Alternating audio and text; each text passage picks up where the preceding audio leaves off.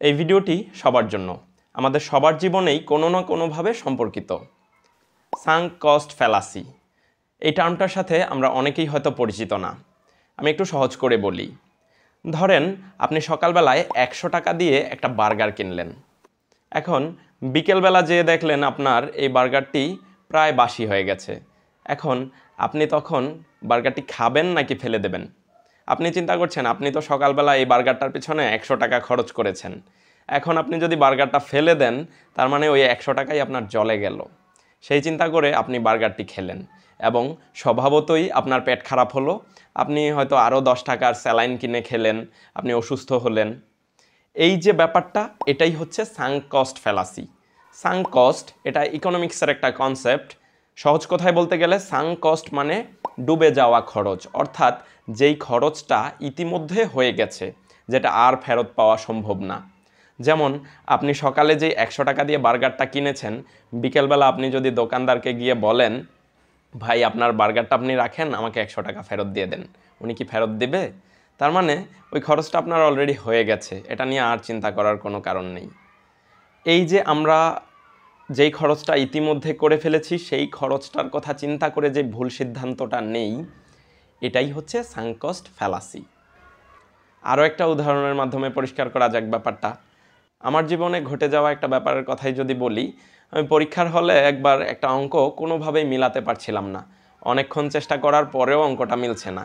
এদিকে সময় তো চলেই যাচ্ছে।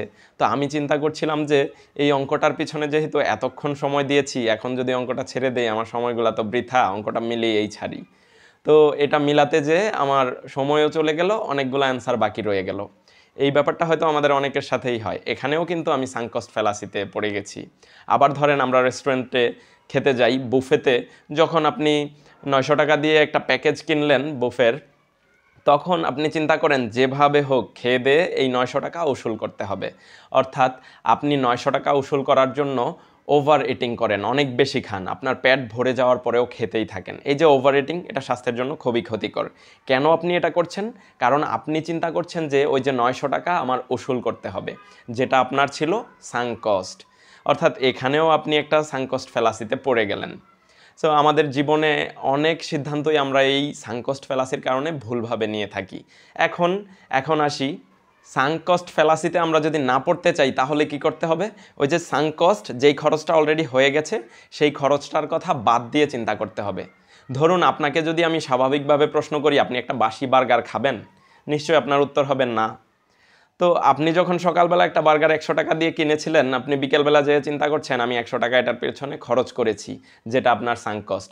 আপনি এটা বিবেচনায় নিয়ে চিন্তা করছেন বিধায় আপনি একটা ভুল সিদ্ধান্ত নিচ্ছেন। একই ঘটনা ঘটছে পরীক্ষার হলের ক্ষেত্রে। আমি আমার যেই সময়টা ইনভেস্ট করেছি, সেটার কথা আমি মাথায় রেখে চিন্তা করছি, অর্থাৎ এখানেও আমি একটা ভুল সিদ্ধান্ত নিচ্ছি। আমাদের জীবনে এরকম অনেক সিদ্ধান্ত আমরা ভুলভাবে নিয়ে থাকি। আপনার সাথে যদি কোনো ঘটনা এভাবে মিলে যায়, কমেন্টে জানাবেন। আর এতক্ষণ আপনার সাথে ছিলাম আমি, মোহাম্মদ আতাউর রহমান ভূঁইয়া। সবাই ভালো থাকবেন, সুস্থ থাকবেন। আসসালামু আলাইকুম।